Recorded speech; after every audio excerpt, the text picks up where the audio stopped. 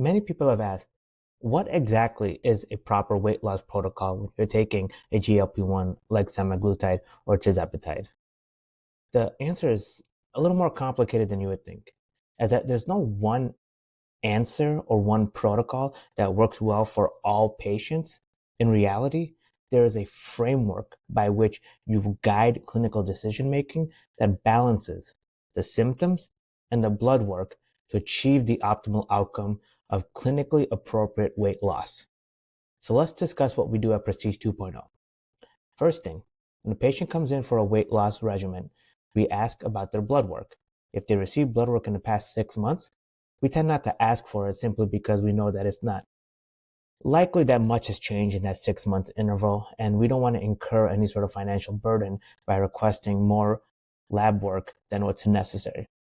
In the lab work itself, we really want to focus on a few things.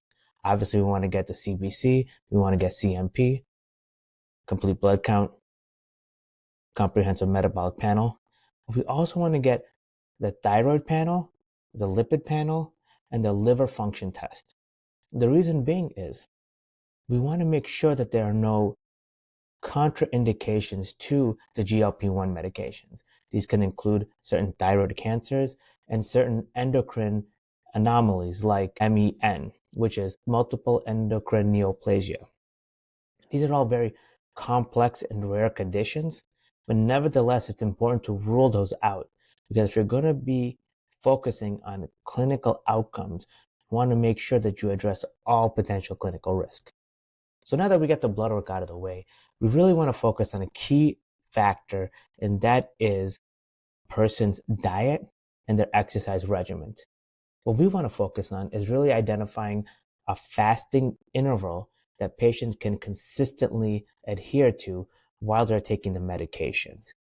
And whenever you talk about fasting interval, you kind of get into this kind of masochist type mindset where I have to starve, I cannot eat. And that's not really what we try to do when it comes to creating a fasting interval. What we want to do is allow the body to feel comfortable not eating during a set interval on a daily or weekly basis. And the key word there is comfortable, because you are not going to lose weight in a sustainable manner unless your body is comfortable losing that weight.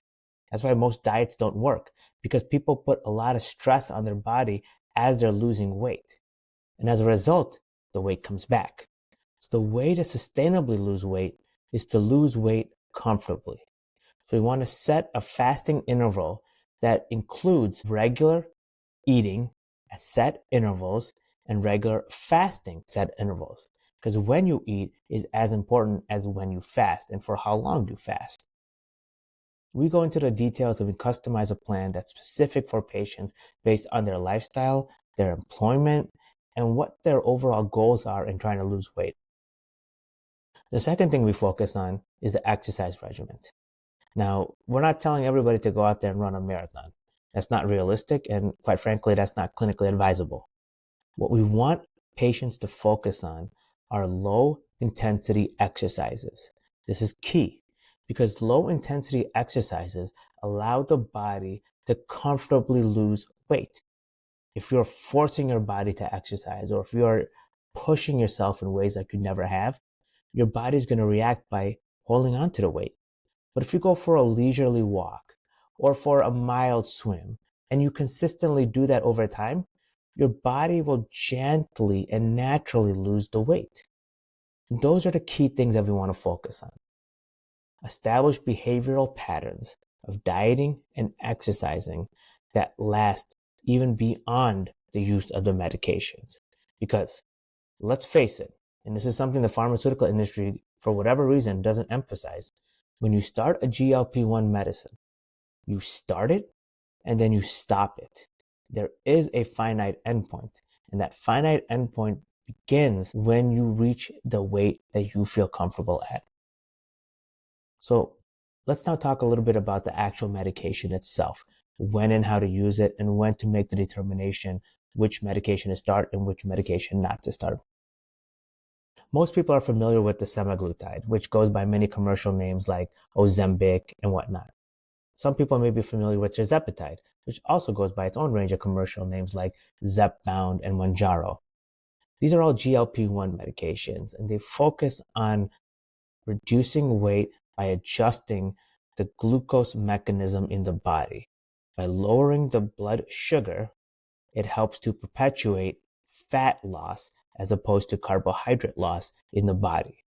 And that, in a nutshell, is really the mechanism of action by how all these medications work. So you come to Prestige 2.0, you're clinically qualified to begin a weight loss regimen. You now want to begin. What do you begin with? Well, you can start with the semaglutide or the terzapatide. From a cost saving standpoint, we always recommend patients begin on the semaglutide simply because it's at a lower price point. But if you had a previous history of a bariatric surgery, or if you have a previous history of trying different types of medications, some of which may not exactly be the most safe, like phentermine, then we would recommend you start on the terzapatide. And that's really in a nutshell how we make that determination. Yes, there are specific modifications and things that we want to look out for, how much weight you want to lose, how much you're willing to spend. But the reality is that you want to make the decisions based on the clinical fundamentals. So we default to semaglutide unless there is a history of bariatric surgery or a history of multiple attempts with various medications in trying to lose weight, in which case we'll begin with the tirzepatide. Dosing. This is the key thing that a lot of people are concerned with, but concerned for the wrong reasons. Because many people think that once you begin a GLP-1 medication, you should rapidly increase the dose of the medications until you lose the weight that you want. We don't want to do that. We want to slowly increase the dosage of the medications to coincide with the rate of weight loss. In that sense, you really want to adjust the dosing based on the symptoms. And we'd like to break it down into three phases. One is the initiation phase, the maintenance phase, and the termination phase. In the initiation phase, the dosing is really determined by the side effect profile or the lack thereof. Are you experiencing nausea? Are you experiencing fatigue? Are you experiencing constipation or any other bowel irregularity? Well, in that case, we want to maintain a lower dose until those symptoms subside. And once you're in the maintenance phase where you're actively losing weight, we want to adjust the medication dose to keep that rate of weight loss at a consistent 5 to 8 pounds per month. Too much too soon is going to lead to a rebound. So the key thing here is we want to lose weight at a consistent rate, and the dosing should support that consistent rate of weight loss. And when we get to the termination phase, when we're slowly tapering off the medications, we like to begin about a month and a half course of slowly, progressively decreasing the medication dose until you're either ready to stop the medications or convert to an oral version of semaglutide and tirzepatide for weight maintenance. In terms of the dosing schedule itself, we typically follow what are the general recommended guidelines. In the sense with the semaglutide, we begin at 0.1 milliliters and then advance to 0.2 milliliters within a week or two, depending on the side effect profile. With the tirzepatide, we like to begin at 0.05 milliliters and then begin to increase again by observing the side effect profile and then observing the weight loss rate itself. Anybody who tells you that you need to increase the dose on a monthly basis is not following proper clinical protocols. The dose itself should reflect the rate of weight loss and the symptomatic profile of the patient, not any arbitrary date like a month or a week or whatnot. And that's the critical factor that a lot of people are not aware of. Yes, we all want to lose weight. We want to do it in a way where it's safe and it's effective. A lot of people simply say, just deal with it, overcome the side effects, it's worth it.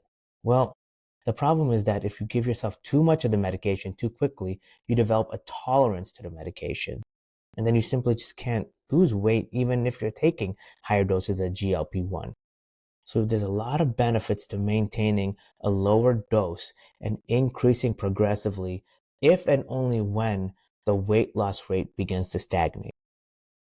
Now that's a critical point because a lot of people get concerned, am I simply going to stagnate? Am I going to lose weight for a certain period and then stagnate? And that's a common problem that we face with a lot of patients. yes, the majority of our patients will see that initial wave of weight loss. They'll become very happy, and then they'll hit a period of stagnation where their weight loss plateaus. In that event, what we need to do is focus on whether we should increase the dose of the GLP-1 or provide ancillary medications, what we call second and third line medications, to enhance the effectiveness of the medications, potentiate the mechanism of action, if you will. Some of these can include medications like NAD+, sermorelin, and various lipolysis-based vitamin complexes like a vitamin B complex or vitamin B with the vitamin C complex. These secondary line medications really based on how well a patient is progressing with the behavioral changes. If a patient is more exercise oriented, that they're really working out, that they're really doing the right things by going to the gym, you really want to focus on sermorelin or other types of peptides that can enhance the weight loss for those types of patients. If it's a dietary related issue, if there is still that psychological craving that occurs, you want to focus on a lot of these lipolysis-based vitamin complexes or the NAD+. What we like to do is we really like to break down the hunger complex based on physiologic hunger and psychological hunger, and really identify when these hunger events take place and how that eventually leads to certain craving-based overeating events. That really helps us then determine whether we want to offer something like an NAD in a rapid acting manner or something like a lipolysis vitamin complex that's more long acting. Again, you follow the symptoms by asking the patient how he or she is managing their diet and looking at the various characteristics related to the diet or dietary non-compliance to then identify what the best course of action would be for these secondary medications. General rule of thumb is that we don't want to rapidly increase the dose of the GLP-1 without trying a second line medication. We don't want to increase the dose of the GLP-1, develop the tolerance, and all of a sudden now we're at a plateau where we cannot lose weight in a safe and effective manner. The best way to go is to simply try a second line medication and then increase the dose of the GLP-1 after the fact. The benefit in this is that we slowly start to potentiate the impact of the GLP-1 on the body and slowly start to encourage the body to lose weight without oversaturating the dose of the GLP-1. Some of these second line medications go well with third line medications. These can include naltrexone, topiramate, bupropion, or metformin. All of these third line medications have indirect mechanisms in helping to support the weight loss, and we typically don't recommend them unless patients have been experiencing weight loss and then a prolonged period of weight loss stagnation, meaning a more severe than normal weight loss plateau. In this event, we would repeat the blood work, really dig down deep into the diet and exercise of a patient, and then make the determination, yes, we need to add another line of medications. All of these type of medications indirectly help the GLP-1s and the second line medications, but it's key to remember that these are not indicated for direct weight loss. For example, the metformin, it'll help to regulate the body glucose, the body sugar, and indirectly help to lose weight as a result of that, in much the same way as a GLP-1. Topiramate typically is a medication that's used for migraines, also has indirect benefits when it comes to the weight loss itself. So when you start to get into the third line medications, you're really looking at indirect support, which in many patients can lead to breakthrough events. And the best way we like to use the third line medications is to really break through that prolonged period of weight loss stagnation. And once we've resumed the weight loss process, we slowly remove or deprescribe the third line medications. The rationale behind this is that we simply do not want to give more medications than what is necessary to achieve the weight loss. But if there is a prolonged period of weight loss stagnation, a very severe plateau, we will offer a third line medication when appropriate. And this is a key thing to recognize. These weight loss plateaus are very different for patients across the board. No weight loss plateau is the same because no patient has the same hunger complex or weight loss complex. It's all unique and it's all individualized. And in many ways, it's more of an art than it is a science, which is why we want to have different options of providing the GLP-1s. So while most of our patients receive the GLP-1 through injections, there are quite a few patients that will receive a combination of the oral semaglutide with the injectable semaglutide, the oral terzapatide with the injectable terzapatide. And the rationale behind that is we don't necessarily want to go into the second and third line medications just yet, but we don't want to increase the dose of the GLP injections. And by offering the oral medications, we allow the patients to essentially self-regulate when and how they may break their diet or they may experience a hunger event itself. So much of this is a very iterative process in that the protocols are developed and modified over time based on the patient's clinical needs and where they are in their weight loss journey. So it's very difficult to simply say, this is our protocol, this is how you follow it. Instead, you want to create a framework that can iterate over time, giving you and the patient all the tools necessary to lose the weight in a way that is both clinically safe and effective over a 6 to 8 month time horizon. And I hope that this was helpful in elucidating a lot of the information around weight loss protocols that involve GLP-1s. I know that there's a lot of rule of thumbs or quick biohacks. That's not how weight loss works. Weight loss works by creating an individualized package that changes across the paradigm of the weight loss journey. And what worked when you were losing the first 10 pounds may not work when you're losing the next 20 pounds. That's why you need to consult an expert at Prestige 2.0 and find out where you are on your weight loss journey, what has worked and what can work. We look forward to hearing from you, and we look forward to helping you across your weight loss journey.